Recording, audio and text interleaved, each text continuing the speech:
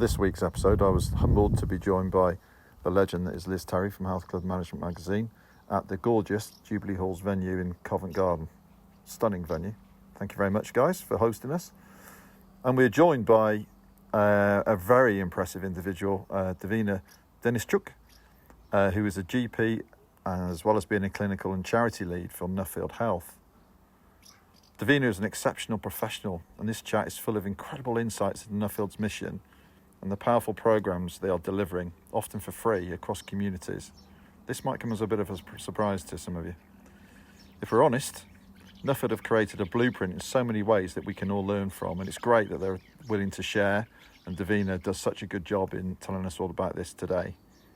And Davina herself, so impressive. To be honest, I'd have her at the highest possible table, influencing and connecting with health colleagues on our collaborative behalf for all of us if I could. She's that good. Don't miss this one.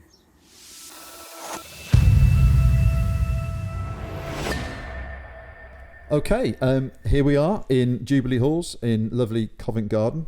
Andy King here speaking, and my assistant. Liz Terry, editor You love of that, don't you? HCM Magazine, absolutely. And we're delighted to welcome Davina from Nuffield Health.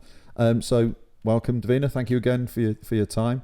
Lovely to see you in person again. I think it was UK Active last year where I thought I've got to talk to her. She was knocking out the park, being nice and challenging, but talking an awful lot of sense. So really pleased to have you on the podcast today. So nice, easy one to start with. Can you talk us through your career to date and sort of weave in where physical activity has played a role for you? Oh, well, it's lovely to see you, and no pressure with that introduction. I hope it does make sense. But I'm a GP, practicing GP, and I started looking at, I guess what we say is more lifestyle medicine or more holistic medicine about 15 years ago, so quite early in my career. And I've spent the past 10 years really trying to integrate fitness sectors, healthcare sectors, but fundamentally demedicalising and really thinking about healthcare professionals in a different light and a different way. Okay, and physical activity for you personally? So I'm a mum of two. So I had a gap for about 5 years, and I was feeling really, really guilty about that. So I think at the moment I'm probably making up for it too much. So I'm one of them really annoying people that does run commutes into work. So I live in North London. I run down into Barbican around twice a week. It's about 10k. I just put on my little ebook, have a little listen, and that does that. And then obviously I do my yoga to stretch out. But I love my activity to a point actually where my oldest child now says, "Mummy, I think you need to go for a run." So it's obviously having a benefit. Excellent. Well, thanks for that. So in terms of what gets you out of bed in the morning now, apart from probably your little ones, what's your purpose? Can you quantify what your purpose is now for you? So I really believe in health and health at the right level for you, access to health. But as I said, demedicalisation of it. You know, people think sometimes that health is important when you start to get symptoms, you start to get sick, and it's too late by then. And I grew up from a background in South Yorkshire. I was a practicing GP in Barnsley for quite a long time. And people don't have things around them that they can access, or people don't have the knowledge in terms of what's important. And quite often you'd see things come too late. And I think sometimes around health and lifestyle, people think it's expensive, people think it's complex, people think it's not for them. And so there's some really basic things that everybody can do. So my passion is to really encourage education around health and well-being, thinking about mind and body together. But I really work on trying to think about health in a wide sense. It doesn't need to be a GP or a nurse or a doctor in bricks and mortar. There are different ways to think about health, and that system-based approach is really key for me. Right. I didn't realise you were from up north. I was Yorkshire, South Yorkshire, Doncaster born and bred. Okay, good one. Yeah, I would love to hear more about your work at Nuffield now. So this is a huge role that you have there. So can you bring the listeners up to speed? So I'm medical director and charity director for Nuffield Health, which means fundamentally as a charity, I am looking to make sure that we're delivering public benefit. For us, our purpose is to build a healthier nation. So really I'm looking at health outcome and health impact of all of the services and the interventions that we deliver. But as charity director, I also get to think about health inequalities, which means that the charity does run quite a few services and interventions for free. So with my team and our academic partnerships, we'll look at big unmet need and we will design services and interventions for them, quite often in collaboration with research, so that we can inform policy, we can inform best practice, but also run and deliver these interventions at scale. So for example, just last year, we reached about 12,000 people through our completely free community rehab, and in evidence-based social return on investment, it was 98 million back to UK. And then of course, as Nuffield, we also have a fundraising arm, which is basically the services we charge for. As medical director, I'm accountable for all of our medics in terms of their safety and effectiveness, and also our regulatory frameworks for healthcare. So I cross kind of both sides of it. Yeah, it's a big job. I mean, it will be good at some stage to talk through the scope of Nuffield for people who don't know the organisation, because it's huge. But can you go back and tell us a little bit more about some of those interventions that you're offering, and how they've come about? So it was about 10 years ago when I was working in Nuffield as medical director at that time, just for the wellbeing side, which is what we know as the gym side of Nuffield. And what I was seeing is that on the hospital side of the organisation, we were discharging people from hospital into traditional physiotherapy. But of course, I was sitting across gyms. I was sitting around these highly skilled fitness professionals that actually know how to get people moving. And quite often when you think about surgery, when we look at clinical outcomes, we actually look at the effectiveness of a surgical intervention. Or people don't really care whether the surgery has been effective as such. What they want to do is get back to playing golf. They want to run with the grandkids. They want to take the dog for a walk. And actually what it allowed me to do is think about enhanced rehabilitation. So from surgery into a gym or a fitness sector organisation, upskilling those professionals and doing enhanced post-surgical rehab. That started about 10 years ago, which we're doing completely for free following post-surgery. And then 7 years ago, we really started to focus on that unmet need. And when I looked at all of the national stats, long-term conditions were the biggest burden in the UK, in particular musculoskeletal health at that time. And I thought that there was something different we could do with our fitness professionals, and we launched our joint pain programme. And this was in particular focusing on any joint pain. So it was one of the first really multi-morbid or condition agnostic programs of its time. We launched that 7 years ago as a pilot. We've published against that. To date, we've had about 25,000 people through it, and that's a rolling data set as well, so I'm able to push down into it. That's effective against pain, but it's effective also against psychological symptoms of that long-term condition.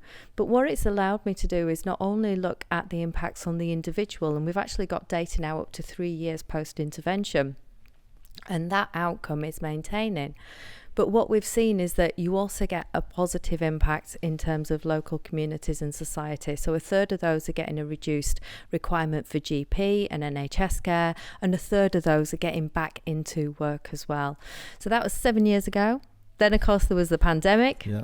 I was regional medical director at the time, working alongside NHS England, thinking about how we use our hospitals and how we help with the big pandemic. And of course, it was March and we were seeing all the people, unfortunately, being taken into hospital. But they were like, but what happens now? Where do we take these people? How do we actually discharge them and support them in community? And that was a time when, of course, there wasn't primary care because they were busy dealing with all the acute effects of the pandemic. And so that's what really allowed me to test this theory of actually you can upskill an unregulated professional and upskill them to be an allied health professional. And that's what we did with our personal trainers. We turned them into rehabilitation specialists, using using curriculums, and we developed the long COVID programme, which went out into pilot in May. So it took 6 weeks from start to finish to get a pilot out, and that is still running now. There's still a massive demand and a massive need there. That sounds fantastic. How many people have gone through that long COVID programme? Do you know? So we're up to about 6,000 now through the programme. Again, we've got live data sets that we monitor, massively effective in terms of the big symptoms. So the shortness of breath, the fatigue, the brain fog, the anxiety that you see in long COVID. But we're also sharing that information because there's so much we still don't know about long COVID. So it's really important that we open our data set so that we can understand and learn more from it. Yeah. Have you done a cost benefit analysis of that, as you have with some of the other So outcomes? we always do. I'm one of them annoying people that loves a number, quantify. I mean, the qualitative stuff's nice, being a GP, the hearts and minds and the fluffy stuff, but give me the number. That's what I like. Yeah. And so we always have an independent review of our social return on investment using healthcare economics. Long COVID has got about a £14,000 per participant return on investment. That's very significant, isn't it? Definitely. I think we should probably... Sorry. No, sorry. I was just going to say, isn't it wonderful that somebody can answer that with such clarity? Exactly. Yeah, that's Unusual. very fantastic. It's probably a good time to pause and just give us a bit of an overview about Nuffield, because it's such an astonishing organisation, just for the listeners who don't know the extent of it. So Nuffield Health, obviously we're probably known for having our private hospitals or private gyms, but we're a charity, and we've been in existence for more than 60 years now. And as I said, our charitable purpose is to build a healthier nation. So we've got a national network just across the UK, have about 37 hospitals, currently got about 112 what we call fitness and wellbeing centres, because 10 years ago we really turned our sites from gyms into wellbeing centres. So the vast majority have got a CQC registration for delivering primary care out of them, and all of our wellbeing centres have got physios in them. We've got CBT therapists practicing from them, so we can have that multidisciplinary or interdisciplinary approach where we need to. So we are quite lucky. I've got a lot of resources that do allow me to play, which is why it's important for us to test things and play, but share out wider. Yeah, and you're obviously doing a lot of community outreach work as well, so maybe we could discuss a little bit more about that. Yeah, I mean, again, it's fascinating, isn't it, to think that you've been working in that way in a wellbeing centre. You've trained your staff in a different way. You've created these programs, and if you listen to the public sector leisure side of things, if you like, it's exactly what we're trying to do. So it's really pleasing that up in Greater Manchester, we were talking just before we come on air that we've GM Active, the collaboration of 12 leisure operators across Greater Manchester, have recently had a board meeting with our business partners as well at the MIP, the Manchester Institute of Health and Performance, and I'm really pleased to say that we've sort of realised that that Nuffield Health is a charity, and the learnings, and hopefully two-way, but certainly one-way, we will get an awful lot of support now with Nuffield becoming part of GM Active in some shape or form. So it's just amazing, and I think the model that you've created over time is surely there for us all to learn from and collaborate, isn't it? I think that key is collaboration, because I mean, it is great that we're going to be part of this network, and I'm really, really excited. And I've only just heard about that just before this podcast, so it's brand new news to me, and I'm really excited about it.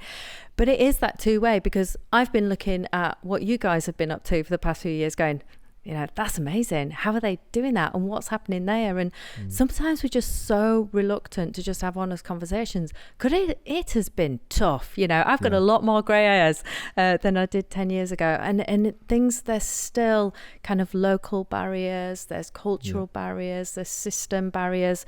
So sharing what we know, but being really honest and open when it's been really hard and it's challenging, I think is going to be what opens the door, because we're all experts in different ways. We've all got slightly different resources as well. Absolutely. But we all want the same thing. Yeah, it's interesting as well, just staying with that, what's going on in Manchester, not Greater Manchester, in Manchester. I didn't know this myself until we went to the meeting, but Tim Connell up at Nuffield was saying that he's carrying out a quality assurance for Manchester Active on their referral schemes. So they're actually going in and giving it some more credibility and some evaluation. So they're working in partnership actually in Manchester City, which is great. But to go back to Liz's point, also I think was quite surprising to some of the to most of the GM board. I knew because I used to work in Manchester, but the community outreach aspects up in Manchester and elsewhere is something that probably surprised us a bit that was going on with Nuffield. Sort of tend to think that it's a facility-based operation. That's not the case, is it? Not the case at all. And I'm so proud of all of our people, and in particular our site leaders, because they've really, really embraced this. And I think it was the pandemic that really started to make people realise that we exist in local communities, and the power of the community is so important in times of need and crisis. And that's when we started doing it. But it was actually from the learnings from the anchor institutions that we saw in the NHS around the power of organisations actually opening up resources and thinking about place-based interventions, what's happening locally. But every single one of our sites now across the UK is doing community outreach. We have tailored frameworks around it, so it might be around health and wellbeing education, it might be around things like know your numbers checks, and actually our blood pressure project in Manchester, so about 6,000 people, 50% of those had never had their blood pressure checked before, because we went straight into communities that we knew would be quite hard to reach. And we do things also like work experience, and then obviously exercise and movement. So nationally we run Move Together, which is completely free, weekly based exercise sessions for female teenagers, because they're least likely to be active. And it's things like that that have just empowered the sites.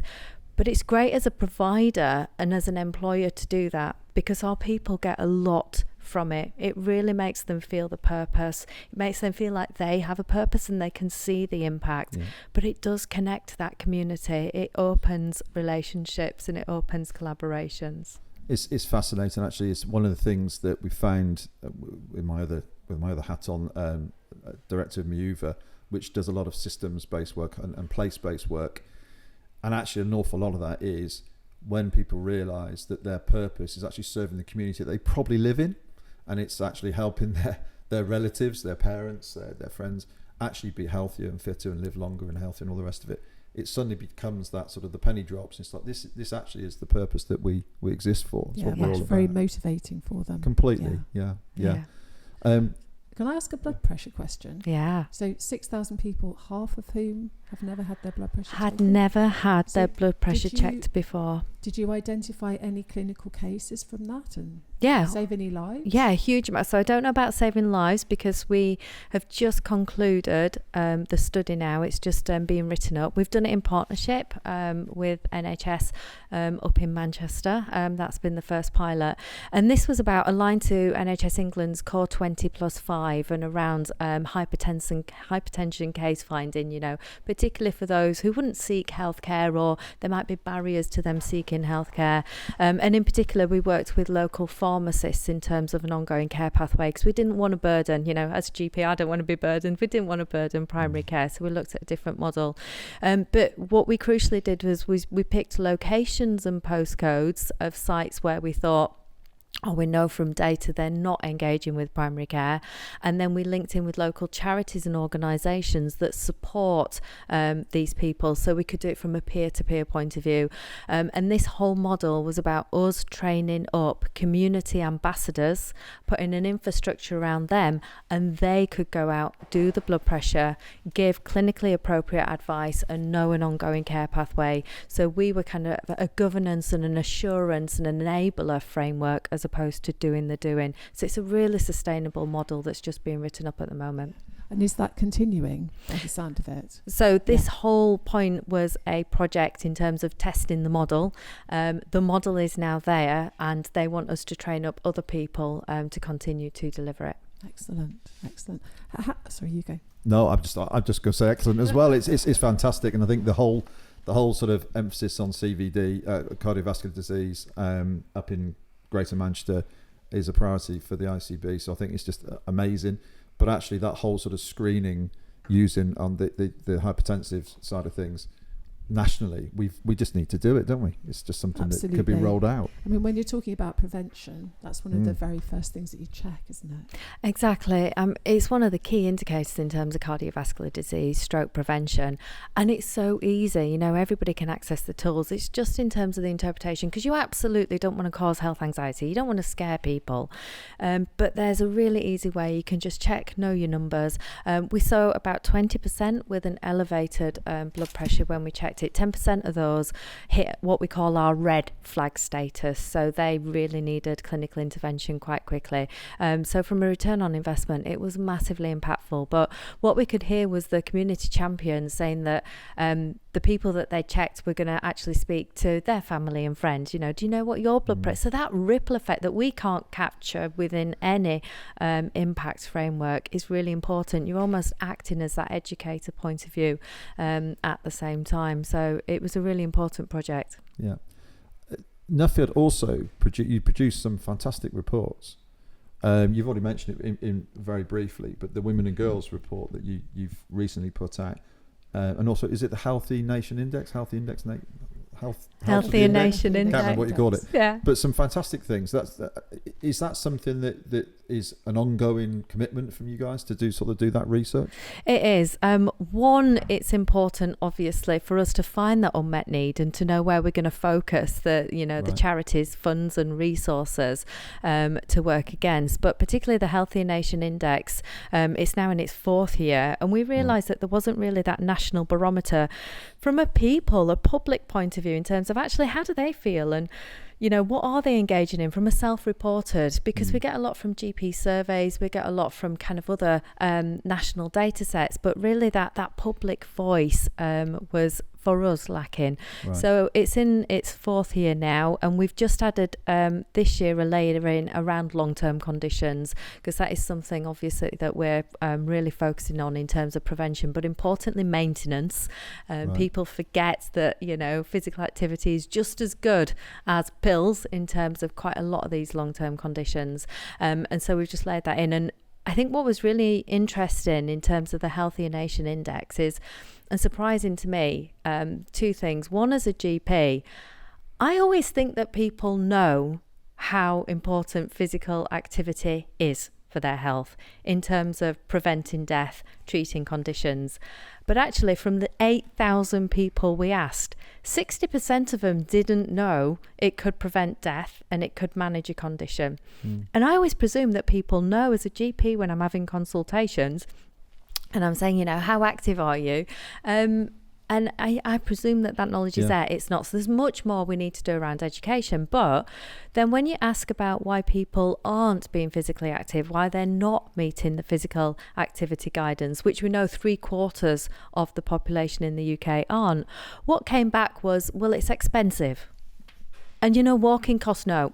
Standing up costs no. So then I think we've just got such cultural misconceptions around physical activity, exercise. It's movement that's good for us. It's simple movement. You don't need a gym kit and a fancy gym membership. I'm the first to say that. So I think there's a lot that we can be doing at a national level, just in terms of really layman term, easy to understand education and terminology that'll make a big difference. But it's really important for us to do the publications and the research. As I said, I like facts, figures, evidence. That's the GP, the scientific background in me. I love a case study to bring in, the hearts and minds and the emotive stuff. But we've got to recognise the culture in terms of where we live. It is about pounds and pence. Money does make the world go round. So if you can quantify a wellbeing benefit, if you can quantify a health benefit, you're going to be able to put that business case, and that's how we can be sustainable in terms of these solutions. Absolutely. What other things are you working on now in terms of programming to follow up from the blood pressure testing? So the biggest thing I'm currently focusing on, which is another bugbear of mine, is how siloed we are, particularly in healthcare. So we still think about it from a condition lens. So you've got joint pain, you are down an MSK pathway. You've got a heart problem, you are down, you see the cardiacs. And actually, you're a person who has pain, who is short of breath, and who is fatigued. So we're doing a really big program around condition agnostic. So this will be community rehabilitation. It'll be multimorbidity, but it won't be against a specific condition. It'll be around a symptom set, and then we'll have a look at abilities, basically activation and abilities to engage. And so that is currently we've got 3 cohorts live. We're up in Hull doing that in partnership as well with Manchester Met University, who have been our academic partner on that, and we'll be running it out of MIP too. But that is us testing whether we can safely do a community-based, multidisciplinary, condition-agnostic rehabilitation program, which in terms of long-term condition management, obviously we know the vast majority of those are multimorbid. It could be a big help in terms of the illness burden. Yeah, much more flexible approach. Yeah, definitely. Yeah, it's fantastic. And again, if we can be of any help on that, particularly with Man Met, and any sort of links back to our health group, or I think there's an obvious synergies there. And not just us, actually. Through this podcast, we've got much closer working links now with Sheffield. They're only embryonic, but we are working with that, trying to catch up with our clinical colleagues who have those links, but we haven't as operators. So this is helping to bring us together and collaborate across that as well. And over the years, what I have learned is tell everybody and open the doors and have as many conversations as possible, because if you co-develop something, it is much more likely to be successful. So open to any conversations. Wonderful. I'm interested in the workforce aspect. So you redeployed your workforce during the pandemic.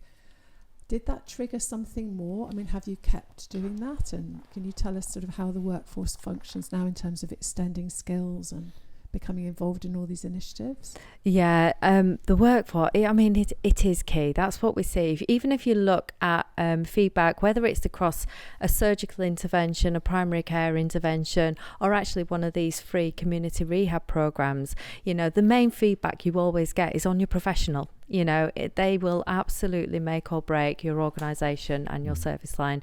The workforce is so important. In fact, I remember in the pandemic, and it was New Year's Eve, and it was 2020, and I had a phone call at 5:00, and it was a phone call from NHS England, because they were struggling with workforce, and in particular workforce who would work on ICU to help turn patients, because the NHS staff were really fatigued. And of course, at that time, fitness, it wasn't needed. It was a nice to have. It was shut down. So I'd got all these people on furlough. So I put a call to action saying, we'll train you up. Will you step forward to be around COVID patients and help? And we had a significant amount of our furloughed workforce turn around and say, we want to participate. And that was a massive game changer. They wanted the purpose. They weren't scared by working in a medical or a clinical environment. And that's what we kind of built on in terms of community rehab, because sometimes there is a degree of them thinking it's medical, it's clinical, that's not my scope, that's not me. But with the right professionals around, with the right safety nets around and the right training, they were absolutely brilliant at stepping forward. And we had more than 50% of the furloughed population step forward and say, I can help, I want to help. So we've continued to do that. That's magnificent, isn't it, that they stepped up in that way. Do you think it helps that you are in that sector as well? You run hospitals and health clubs. That's pretty, it's unique, isn't it? So, it is. You're comfortable in both settings, and they probably feel more comfortable themselves because of that. Yeah, it definitely does help. I'm not going to say it makes it easy, because the problem you've got is that these workers have come from cultures where they've been trained separately, where regulation happens separately.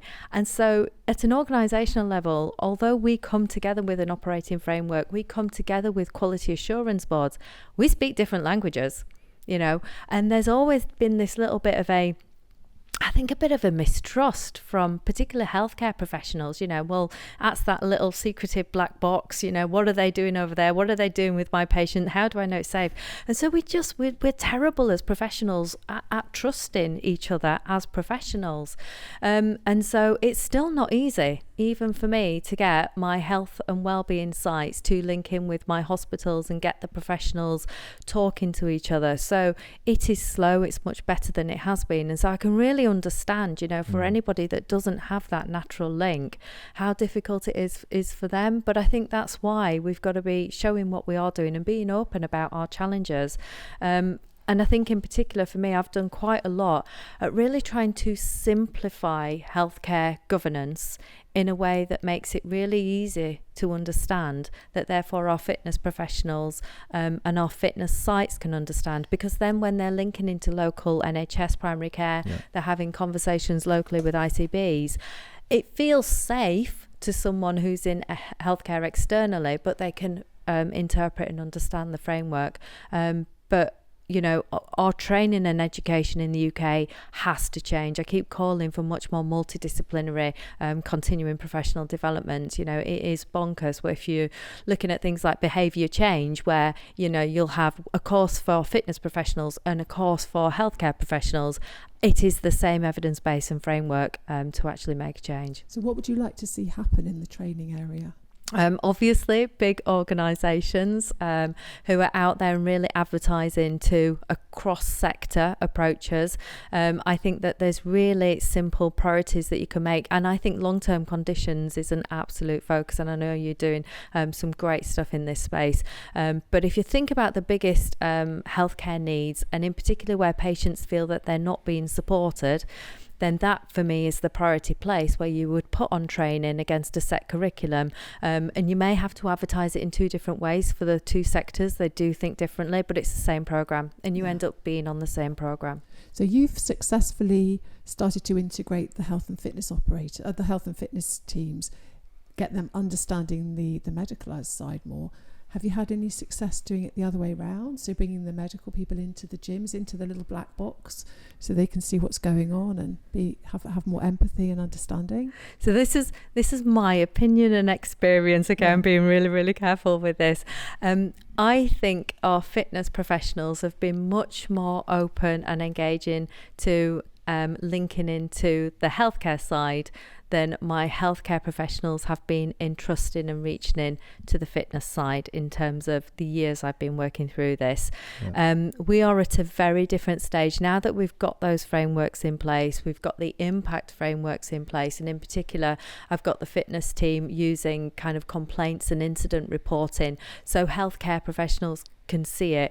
It is better now, but so they share your need for evidence. Yeah, massively. And I think in particular I see that where we're doing these free community rehabilitation programs and we're wanting kind of local NHS patients. It might be a place where we don't have a clinic or a hospital, we've just got a wellbeing centre, and so they might be speaking to local GPs, local pharmacists, and they do, you know, they want the assurance framework, they want the black and white numbers and the data sets and the outcomes, and so but we can actually provide that to the fitness professionals, and then, you know, we can get them to have that conversation with their local but medics, you know, regulated healthcare professionals. Is it safe? Is it effective? Where's your evidence base?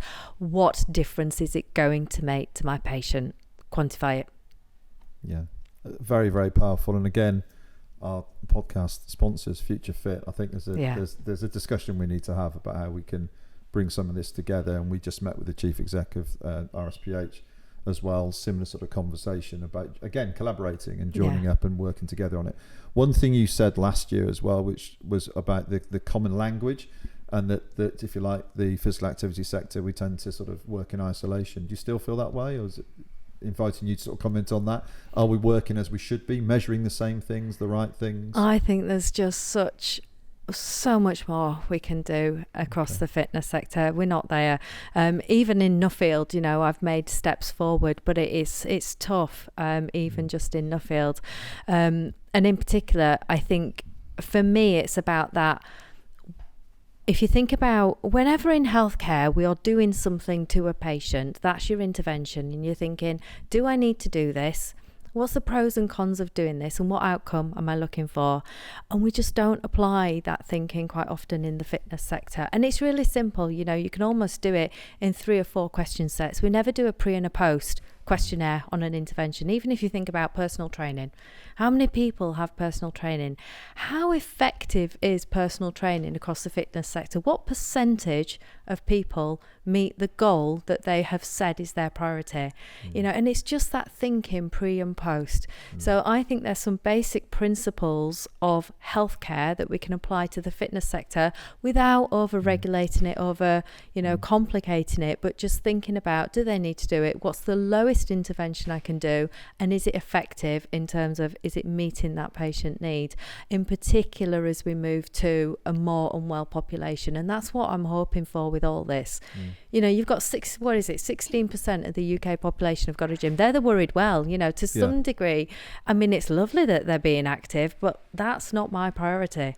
You know, as a fitness sector, we always should be thinking, it is great that, you know, the membership base I've got now is great, but actually it's them guys over there, that's 75% over there that aren't being active. How do I get you in my sight? You know, and how do I get ready to catch you in my sight? And thinking about things, I think, from that healthcare intervention, I think is quite useful. Yeah. I wonder if we could challenge this 16% number, because that's a percentage of the total population.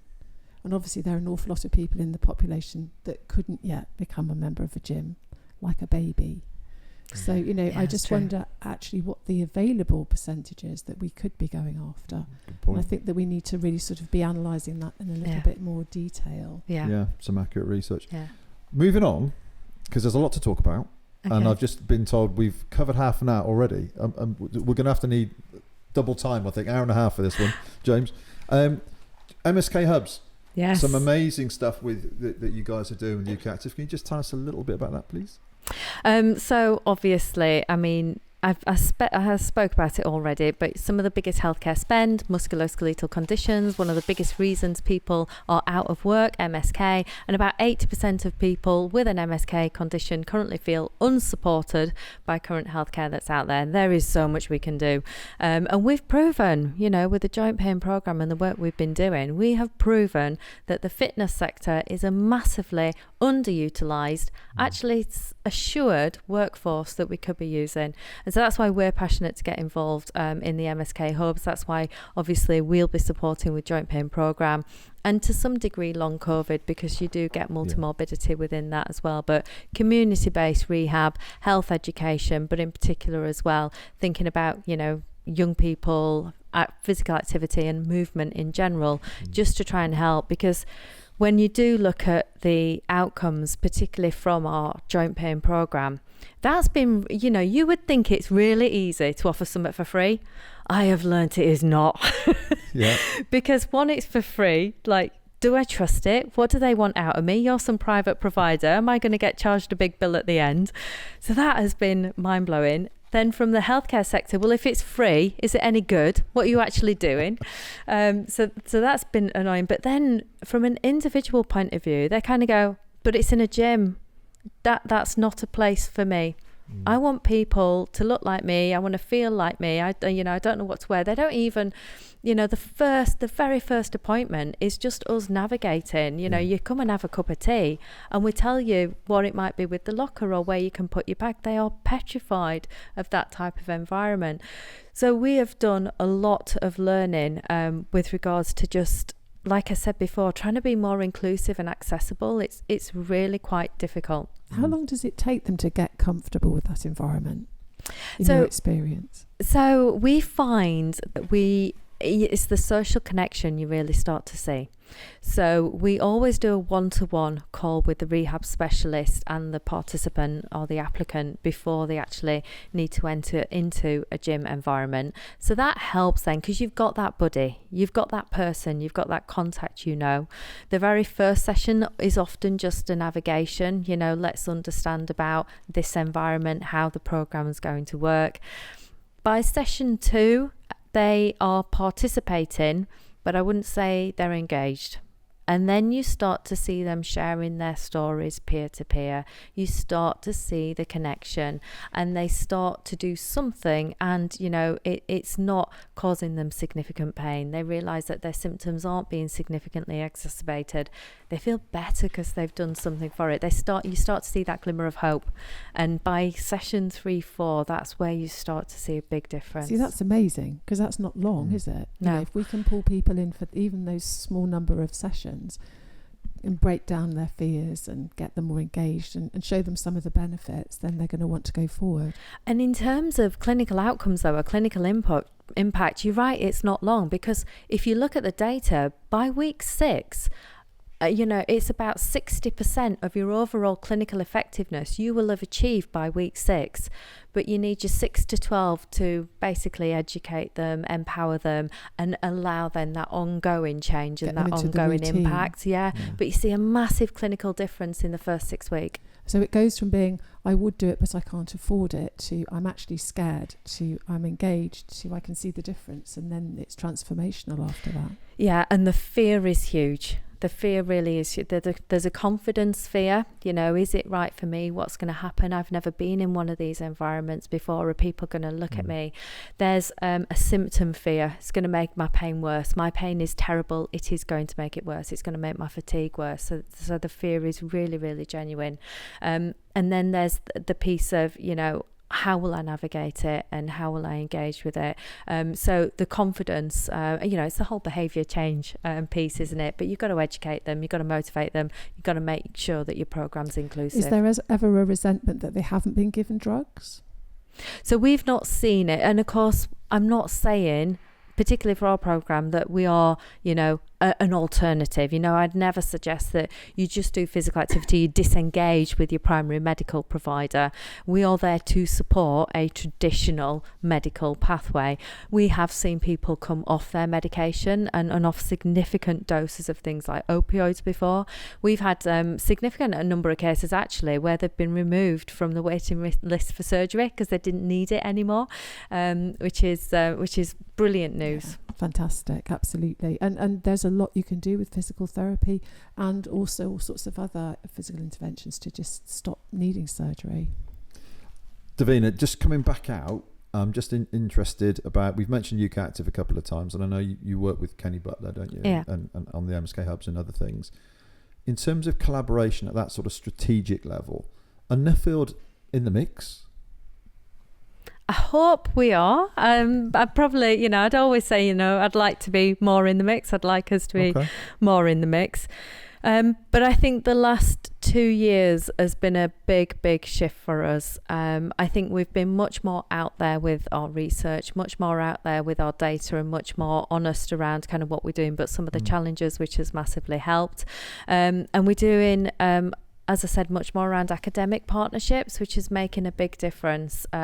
As I said, I think there's always been that fear, what's in it for Nuffield? Why do they want to have this conversation?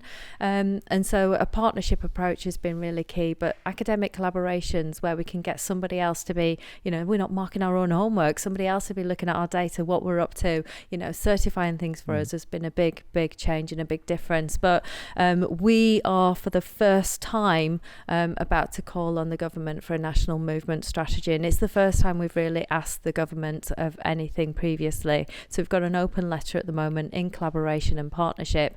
But that's the key for me. We keep thinking about exercise, we keep thinking about physical activity.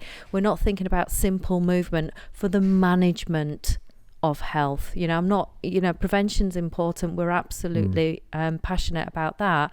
But we hear that story all the time, and people forget that alongside traditional tablets, traditional knife interventions, moving more will help. And for anybody, there are ways you can do it. There's very, very few exemptions from movement.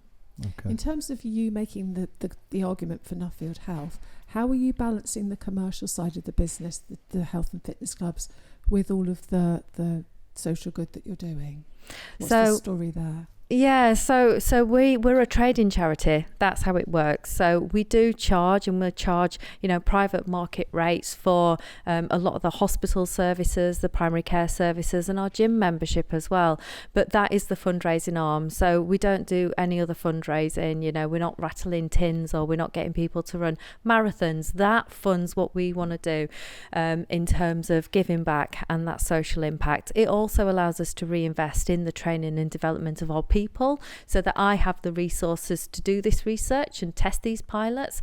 But it does mean that it's more important for us to share the outcomes so that other people can learn in terms of that wider public benefit. But it also means that the whole organisation is aligned to the purpose to build a healthier nation. So even if you think about our sites where we're charging for services, that service has got to have a quantified health and wellbeing impact. Otherwise, we should not be doing it. It's against our charity objectives. Mm-hmm. It means we've always got to be evidence-based in our approach, because obviously harm and patient harm or not improving health would be against the charity objects. But it does allow us to invest and do more in terms of that learning. And I think with us being a charity, in particular, across the independent sector, it massively makes us think about health inequalities. It has to, that is the place, and that is the risk in terms of independent healthcare. So us thinking about a system and a pathway across sectors, across collaborators, across providers is really important. But that's why in particular we have a strategic target against the number of beneficiaries we reach from living with lower resources. So I think we're probably one of the only organisations that, at a CEO level every year we're saying, yeah, that's great, we've reached this many people, but hold on, how many of those wouldn't have been able to afford us? And so we're continually thinking about access. Do you think that this message about the shape of the organisation is widely known enough? If you're looking at me, no, I don't think it is. And I think hopefully some of the stuff that we've talked about today will help. And then walking the talk in Manchester and helping publicise a bit of this, I think would be good. I'm just going on the GM Active board meeting, as I say. It was a sort of mic drop moment actually when it became obvious that the model was not what people expected. Yeah. So more to do on that one for you guys. I also think though as well, I detect. I don't want to ask you any more to expand it, but I detect that you're probably not around the table as much as you should be, or could be, and what you could. Contribute to the sector as a whole, a bit like in GM really. It's like a little microcosm probably of what's happening nationally. We're running out of time, so we're going to move on to some quick fire questions that I really want to get onto. So the first one would be that there's election, that there is an election, there will be a new government apparently of some shape or form. Yeah, have you heard about it? What would you wish, the one wish that you would like an incoming government to do? It is, as I have said, I think we have always, particularly at a national level, with policies around physical activity, it's always ended up coming back to the individual. You there, you just need to move more. It doesn't work. I gave an example the other day because I was thinking about this a lot. And it's like me as a GP, newly diagnosing an asthmatic, chucking an inhaler at them and saying, there you go, you just need to use that. See you later. Without education, without system-based approaches. So, the GP diagnosing you, oh, do you know that this program or this pathway is available here? We've got to think about movement from that treatment healthcare lens. And that's what I want the government to think. Don't put it down to the individual. Think cross-sector, think system, but in particular, think pathway and patient pathway, and when things map in and when things lick in, and in particular movement as a treatment. Don't be thinking about it like an apple a day. That's not what we're talking about. Think about it instead of taking your blood pressure pill. Yeah, okay. I don't know if you had a chance to either read the synopsis of the that's what I'm looking for, of the Labour Party, Conservative Party, Liberals manifesto. Thank you. UCAT have done a very good summary of them, but is there anything in there that that's given you any hope that might be on the table at some point? I think the problem we've got, I'm speaking as me now, but the problem we've got is obviously we're facing massive challenges at the moment with access to healthcare, and we know that we have a problem with long-term conditions. So anybody in their right mind who wants to be voted in is going to mention to some degree healthcare, what they're going to do for healthcare, how they're going to support it. When you look at people that are much more intelligent than me, who've done the breakdown on the figures, there is nothing in those so far that is going to solve the problem. And I think we've had mentions of, you know, lifestyle prevention in there, but I don't think there's anything that really says we need a massive systemic change and a big focus on why we are not active and why we are not thinking cross-sector at a national level. So we're not there yet, are we? I don't think so. Do you want to ask the other controversial question? Well, Andy So I has a think it's- controversial question lined Yeah. up for me to ask you. This is weight loss drugs, for or against? Do you know what? All parts in between. I was going to say, right, I'm going to sit on the fence. Okay, but there's reason to me sitting on the fence. They're still quite new. There's a lot that we don't understand, and they are massively open to abuse. And I think that the way at the moment they have gone to market could have been done better. And so I think if it's used in the right way, though, alongside, as per the national guidance, a holistic pathway with nutrition support, with physical activity support, what you can see and what they may see is that actually it just gives you that first encouragement. You'll see the weight loss. They'll start to feel better. They'll be able to move more. They'll be able to adopt into healthier behaviours, and you might see that longer term change. So I think they could be a useful way to prompt people into longer term change. I think that there was a topic at Elevate, was it gym or jab? That's right. There's no or for me. Absolutely I think not. that was And the I've put my foot conclusion. down. Yeah, it was a fascinating chat, actually. Yeah. Okay, thank you for that. Very good. Another one. We currently sit in the DCMS as our sector. Do you think that's the right place, or should we be in health or in OHID in particular, or none of the above? All of the above? Well, but I mean, for me, the answer's quite obvious, because we cannot work at a pathway, a systems-based level, without us being seen as part of the same sector and the same system. So, you know, it's a no-brainer. Excellent. All right. Last one. Are you optimistic about the sector as a whole? Do you know, for the first time ever, I think that we are all starting to talk the same way. I think we are all wanting the same thing. And I've seen a lot more around health and well-being, as opposed to anything kind of more aesthetic and cosmetic that we might have seen before. So I think the sector is moving, but I actually see collaborations happening more than they were before. I'm being pulled into more conversations. Nuffield are, and obviously this is evidence of that. So I am optimistic. I think that we can move quicker, particularly around accessibility and inclusivity. I think that there's stuff that we can do quite quick. We're guilty at Nuffield. You know, a lot of my personal trainers, they don't look like, you know, the people that aren't used to the gym. The way that we advertise and we market, really, is that accessible? Is that thinking about them people who you could reach? So I think that there's stuff we can do really quickly around accessibility and inclusivity. But in terms of optimism, yeah, I think it's moving in the right direction. Good, excellent. And the very final one is, can you think of anybody you would recommend to come on the podcast that can continue this sort of conversation? Oh, God. Don't say Chris Scragg.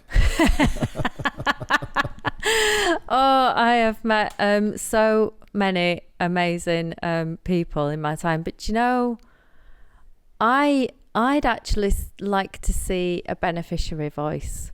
Okay. So whether it be a patient or a member, but maybe someone that has multimorbidity, who has been struggling to deal with the cross-sector challenges, to understand what the fitness sector does, the healthcare sector does, maybe give some glimmers of intelligence in terms of what we should fix. I think that, you know, patient voice is always really, really powerful. That's a good call. Maybe I'll ask Tim up at MIP to find me one. Yeah. Oh, there's a lot of vocal ones there. Yeah, we'll get a mank. Yeah. If in doubt, get a mank. Excellent. Davina. Thank you very much. And I just love what you've been doing. It's just fabulous. And the sector's very lucky to have you. Oh, amazing. It's been lovely to chat. I've had a great afternoon. Great. Thank you very much. Speak Thank to you again. you.